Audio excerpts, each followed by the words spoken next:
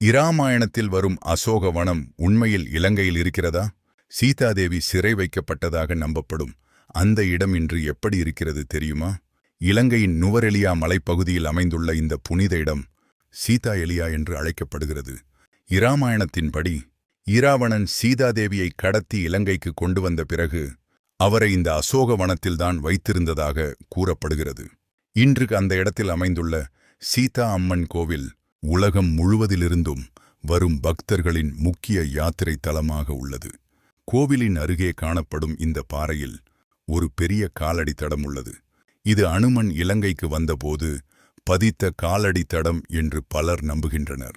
அது மட்டுமல்ல, அருகில் ஓடும் சிறிய நீரோடை சீதாதேவி பயன்படுத்தியதாக உள்ளூர் மரபு கதைகள் கூறுகின்றன. இங்கே காணப்படும் மலைகள், அடர்ந்த காடுகள் மற்றும் இயற்கை சூழல் இராமாயண காலத்தை நினைவூட்டுவது போல உணர்வை தருகிறது.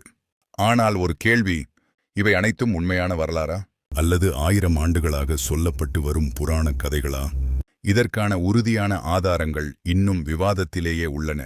ஆனால் நம்பிக்கை கொண்டவர்களுக்கு இது ஒரு புனித இடம். வரலாற்றை விரும்புவோருக்கு இது ஒரு மர்மம், பயணிகளை கவரும் ஒரு அதிசயமும் கூட.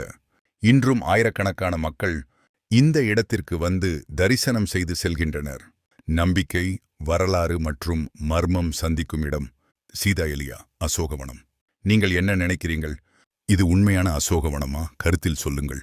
Heritage vision.